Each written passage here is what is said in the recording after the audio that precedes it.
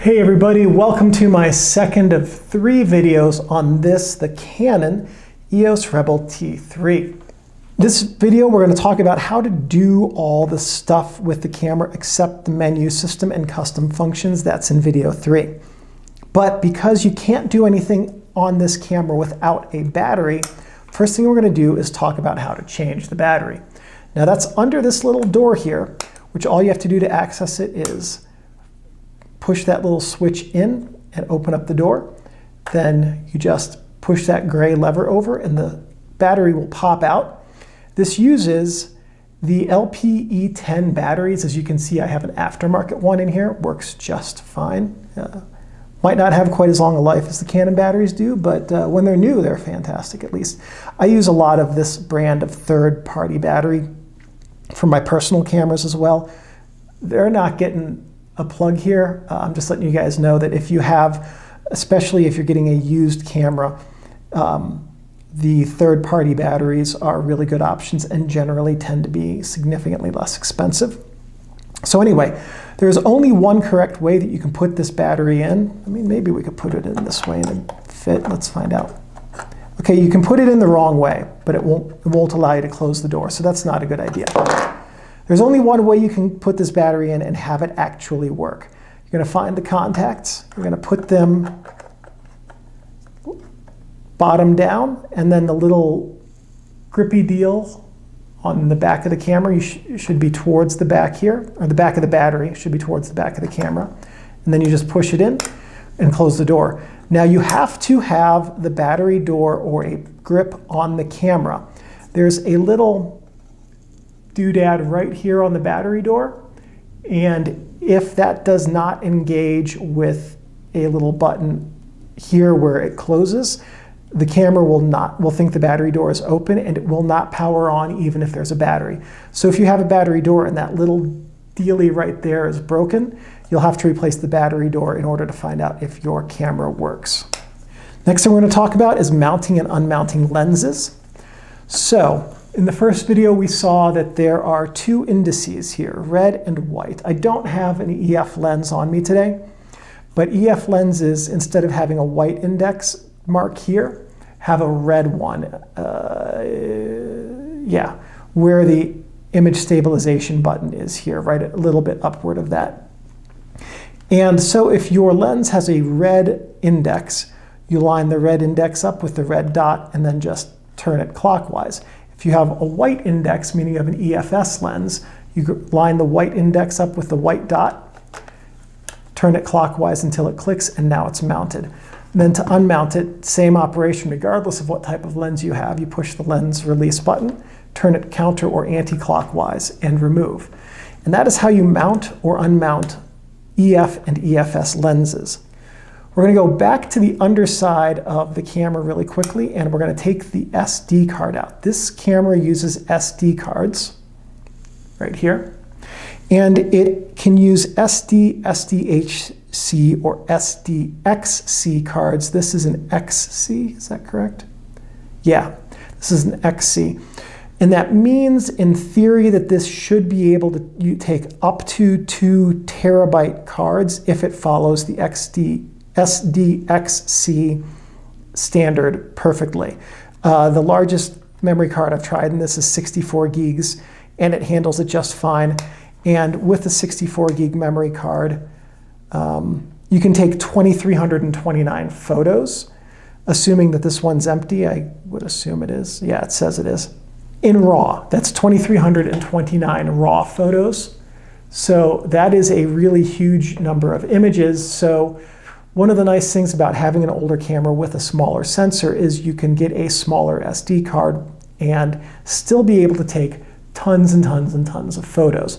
Realistically, if you're going on vacation for a week and a half or 2 weeks, this would probably be enough SD card to last your whole vacation. And when you install the SD card, when you put it in, just make sure that if you're looking at the back of the camera, you can also read the label on the SD card.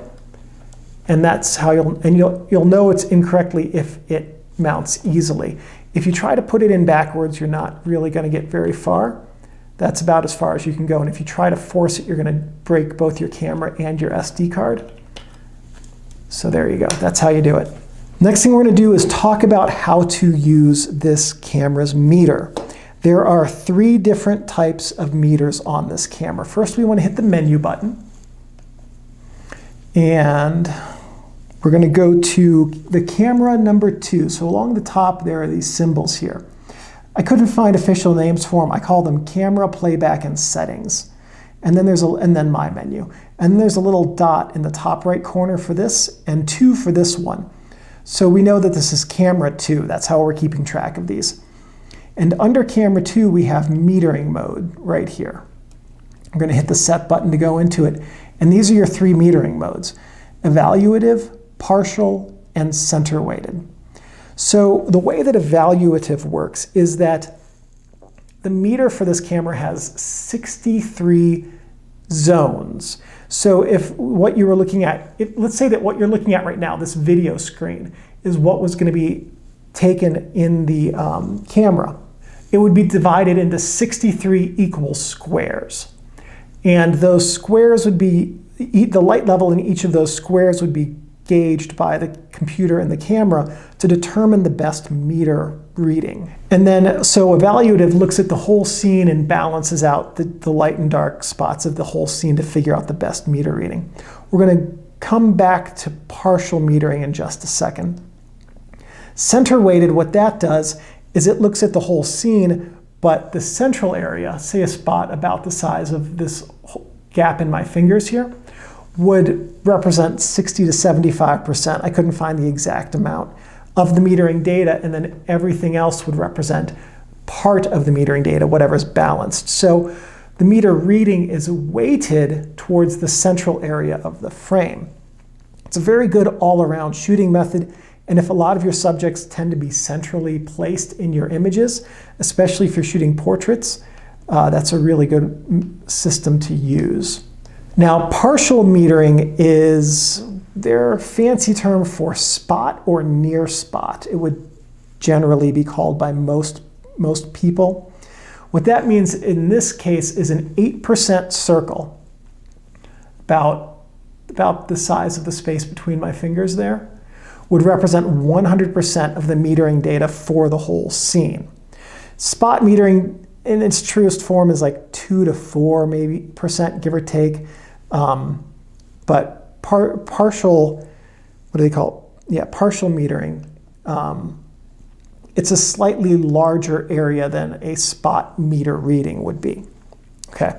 If you're looking through your viewfinder on your camera right now, if you imagine a circle that's within the central ring of autofocus points, that's your partial metering area. Used well, partial metering can be your most powerful metering tool. Let's say that here's a scene, right? And this represents a big dark splotch, and my hand represents a person that you're taking a picture of standing next to the void or whatever this big dark area is. This would actually be a really hard scene to meter in either center weighted or evaluative, okay? And if you switch to partial, you could take a meter reading off of your subject here and either manually set your settings or lock them in place with your shutter button, and then recompose and take your picture, and you'd get a properly exposed person next to the true darkness of the void. And so that is one of the many ways you can use partial metering to great advantage. It's a little bit more labor intensive than evaluative or center weighted, but it can be a very useful tool. Whichever one of these you want to use, just make sure you know how to use it correctly and that you are, and you're going to be just fine. But that's how you access metering. Camera menu number 2, metering mode, and that's what the 3 different metering modes do. Next thing let's talk about is how to use a flash on this camera. Now, I said in the, I didn't say, I forgot, dang it. I'm supposed to tell you in the first video that the flash sync speed on this camera is 1/200th of a second, and I forgot. So there are a few different ways to use a flash. You could use the pop-up flash, I love doing that, on the camera. I'm not a huge fan of pop-up flashes. They are not good for taking pictures of subjects for reasons I'll explain in just a minute. You can also use the hot shoe on the camera. So if you have a flash that's off the camera, you can connect it to the hot shoe. Or if you have a radio frequency controller that plugs into your hot shoe, then you don't even have to have your off-camera flash connected. You have many, many options.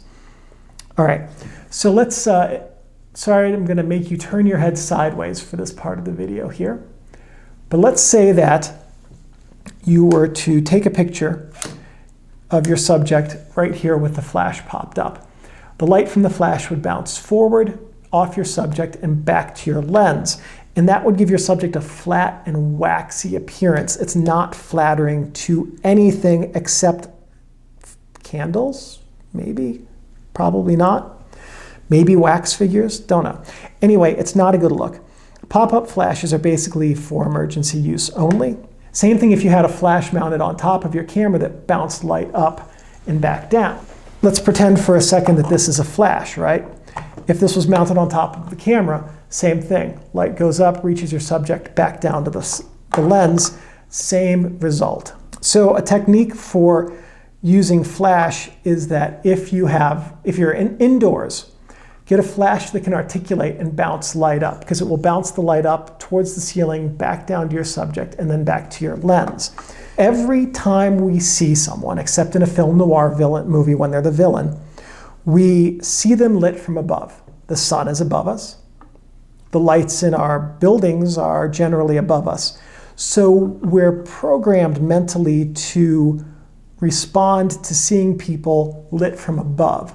So if you bounce your light up and then down and then back to the camera, your light's going to be coming down on your subject, and it's going to be a natural look that people are used to and more flattering. If you can also bounce it off a wall and have a similar effect, getting side lighting. It's much better than straight on lighting. If you're outdoors, you can still articulate it upward and then just have like a reflector bouncing it like that, and that's generally better. But at any rate, those are some techniques and things you can do with it, but why is the flash sync speed 1/200th, and what does that actually mean? So what it means is that at 1/200th of a second, anything faster from 1/201th of a second up to 1/8000th, which is the maximum shutter speed on this camera, I think, 1/8000th or 1/4000th. Anything faster than 1/200th, you're not going to get a proper exposure with a flash. The camera's pretty good about setting itself to not let that happen. So the reason for that is the way that the shutter works. At 1/200th of a second, the first curtain opens, and it's open, and then the entire digital sensor is open to light for approximately a 200th of a second, during which time the flash is triggered, and then the second curtain closes behind it. You could use this camera with a 30-second exposure and still trigger the flash, because the same thing. The curtain's open, and then you have 30 seconds where the sensor is open to light, and then the second curtain closes. At 1/8000th of a second, basically you're just getting a little sliver of curtain like that in a the traditional way that a camera works. Some digital cameras have electronic shutters where the shutter opens at 1/200th of a second, let's say, and then the shutter speed faster than that is controlled by the sensor. I'm honestly not sure which way this one works, whether it's a traditional shutter or sensor controlled. At any rate, you can use a flash at any speed slower than 1/200th and 1/200th, but not faster. So the next thing we're going to do is talk about the mode dial. What we're going to do to talk about the mode dial is we're going to go through everything on it, starting at ADEP and going around here to the movie camera. We're just going to go one at a time. These first 5 here are your creative, I think they're generally called the creative or manual, semi-manual, lots of different terms, modes. These control, everything on this dial controls how the camera functions and takes photos. So there are a few different things you can do to achieve a proper exposure with a camera. Select your ISO, select your aperture, select your shutter speed. And if all 3 of those things are set correctly, you get a proper exposure. So everything on this dial is a different way of selecting those three things, except ISO. ISO is controlled separately. So what ADEP does is ADEP is a semi-automatic mode that will select the best aperture to achieve the best depth of field. Now what that means is, let's say that you're taking a picture of a soccer game, okay? You've got your two kids out playing soccer. One of them's 15 feet off the bleachers and the other one's 35 feet off of the bleachers. ADEP, in theory, should pick the best aperture to get the two kids in focus, 15 and 35 feet away from the bleachers. Then if there's another kid 55 feet away from the bleachers, they should theoretically be out of focus.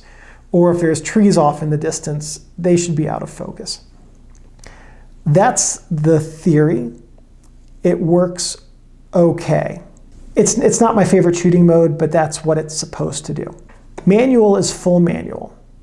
What that means is you control everything about the camera. ISO, which we'll set separately, shutter speed, and aperture, which you set separately as well. If you do it right, you get a proper exposure, and if you don't get a proper exposure. In manual mode, which we're in right now, everything you're going to adjust is adjusted on the command dial up here. We are adjusting something. Here it is. Here's the shutter speed up there. We're adjusting is 8 seconds. To adjust the aperture, we hold down the AV button, and now we can adjust the aperture. So in manual mode, by default, you're adjusting the shutter speed. To adjust the aperture, you just have to hold down the AV button to adjust that. If we go into AV mode, now the mode dial, or the command dial here, controls your aperture. And basically in AV mode, you select the ISO and you select the aperture, and then the camera will pick the best shutter speed. TV mode is the opposite of AV mode. It's time value, aperture value, or time value. Well, this is also, TV mode is also called shutter priority. And in TV mode, what you do is you select, using the command dial here, the shutter speed, and then the camera picks the best aperture. You also select the ISO. Again, you can select ISO auto in any of these modes, but maybe not full manual. Program mode means that the camera is going to pick the best settings, aperture and shutter speed, but you can also do program shifting. If you're into program shifting, it's not something I do. I am not in any way an expert on how to do it, but there are good instructions in the manual on how to program shift. Realistically, if you are interested in doing program shifting, you'll probably find it easier just to shoot in one of the other three modes up here: shutter, aperture, or full manual. Green box mode is full auto, and what that means is you have no control over anything except when you push the button. Camera's going to do all the thinking for you. This mode is flash off. Basically what it is it's an automatic mode that turns off the camera flash. So if you're at your kids' play, or you're at a museum where flash photography is prohibited, you switch it into flash off mode, and that guarantees that the pop-up flash is not going to pop up and trigger a flash when you don't want it to. CA is creative auto mode. Frankly, I do not understand exactly what this mode does. So we'll look at the guide here. And creative auto is an auto mode for easy setting of image brightness, background blur, flash, and other settings. So in creative auto, basically you get a few preset selections to adjust how your image looks. If we go into the quick select button and then use the command dial, we can switch between a bunch of different settings, and then you can adjust the specifics of the setting here to control the image look. So if this is something that appeals to you, what I would suggest is taking some time to try this in different settings with different adjustments to see how it's going to look and what creative auto modes you are interested in using. The next here is the portrait, and basically portrait sets up the camera to have blurry backgrounds and properly exposed faces. And autofocus will also hone in on people's faces in this, I believe. With this, if you can set your subject some distance away from a background, it will help increase background blur. So this basically is looking at giving you a shallow depth of field that's just enough to get a person's face in focus. Landscapes give you a very deep depth of field, which is a small aperture, meant to give you things from right in front of the camera to the end of space and time in focus.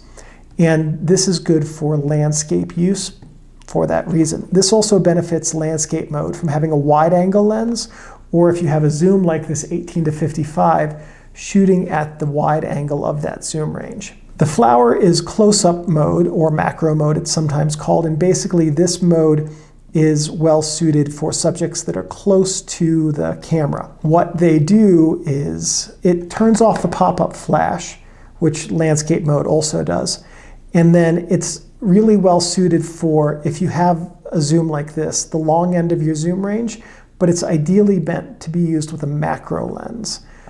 Or other close-up lens. So close-up mode benefits from having that macro lens. This is sports mode, and what sports mode does is give you the fastest shutter speed you can have with the goal of freezing the action in the image. So if you're at a dirt bike race or a rally car race, something like that, you can switch to sport mode and you should be able to get things like clumps of dirt freezing in the air as the vehicle goes around a turn. This right here is night portrait mode or night shot mode. Yeah, night portrait. Okay. Basically what night portrait does is it sets you up to take a portrait of someone at night. So let's say that you're out and it's night. Obviously we're using that setting. You've got a city in the background and the person you're taking a picture of is standing on a bridge in front of it. If you switch to night portrait mode, what it's going to do is it will trigger the flash to illuminate your subject, but it will also give you a long enough shutter speed to capture the lights of the background of the city as well. So if you use this, what you want to do is ideally have a tripod or have something to set this on, like a bridge railing, a wide enough bridge railing that your camera won't fall into the water, and something that will keep it steady. And then tell your subject that it's going to be a slightly long exposure, so they need to stand still even after the flash. Take the picture, flash goes off, shutter stays open, records the light from the city in the background, closes the shutter, and you're ready to go. You've now taken a picture of your subject being illuminated as well as the cityscape behind them at night. Doesn't really do anything for you during the day, so don't use it during the day. Now we have video mode. And you switch the dial here to start shooting video, and you use the shutter button to start recording. In video 3, we're going to cover the menu system for video use, and I'll show you how the menu changes with videos to give you some control over how your videos look. Okay, so now that we've done all of this, let's talk about how to take a picture with the camera. If you are in green box mode, or any of these automatic modes below it. Also, if you're in program mode, what you're going to do is simply select that mode. If you are in manual focus, you want to focus your camera. If you're not, you want to have to press the shutter button to get focus, and then you take your picture. It's that simple. The camera really does all of your thinking for you. If you are in shutter priority or aperture priority mode, what you're going to do is select that mode, and then you're going to use your mode dial to pick your aperture or shutter speed, depending on which mode you're in. And once you have that value set, the computer will pick, and the camera will pick the other one for you, and then you just take your pictures. In full manual mode, you would just select your shutter speed, hold down the AV button, select your aperture, and if the meter lines up and you have a properly metered image, then you just take your picture and you're ready to go. And it's that simple. This is a very, very easy camera to take pictures with, and that's one of the things it's designed for, and it does that very well. Okay, so the last thing we're going to talk about in this video is how to adjust your camera's ISO. So what we're going to do is on the back of the camera, we're going to hit the ISO button. Auto means the camera will pick the best ISO for you. And then other than that, the rest of it is just picking a specific sensitivity. And to give you an idea of what ISO means if you're not familiar to it, it's just the sensitivity of your camera. Your camera's sensor as a baseline is 200. So if you're giving it 100, that's more light than it really needs. And so you get a little bit of added noise, but you also can get a little bit of noise reduction and highlight control because it's because of the way the exposure works. 200 is what's called your native ISO, and that is a generally good and reliable ISO for many situations. 400 is a little bit too little light, not much. Cameras of this age can handle 400 ISO really nicely. 800 and above pretty much are no-go land if you want to have a good image with low noise. On a camera this old, of this age, the way that the technology was and the computer programming, much beyond 400 ISO, you're going to start to lose image quality very, very quickly. So what does this mean? 400 ISO is really good for a well-lit interior. 200 ISO is really good for a very bright interior or exterior, and 100 ISO is really good for outside, especially during the day. And then auto will give you whatever the camera needs to give you to get the best exposure. Matter of personal preference, largely what you want to use. In my own digital work, I have a different camera that can take higher ISO photos just fine. But in general, when I've used cameras of this vintage, I tend to keep them at around 200 to 400 at the fastest, and 100 when I'm outside. So those are just some general guides on picking the ISO for this camera. And that's it for video 2. That is everything that we had to cover in this video. In video 3, we're going to go through the menu system and talk about everything in the menu system. So if this video was helpful, please give me a thumbs up. That lets me know I'm on the right track and that I'm producing content which is helpful and useful to you. If you have any questions or comments, please leave those below. I'm pretty good about checking every couple of days. If you have suggestions for future videos, please let me know. And if I have the technical know-how and equipment, I'm more than happy to do that. And one last thing. Thank you everyone very much for watching, and I'll see you in part 3.